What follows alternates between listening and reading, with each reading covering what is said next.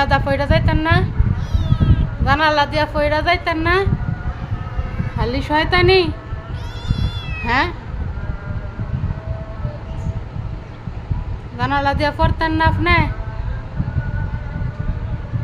খালি শয়তানি ছাড়া আর কোনো কথা নাই?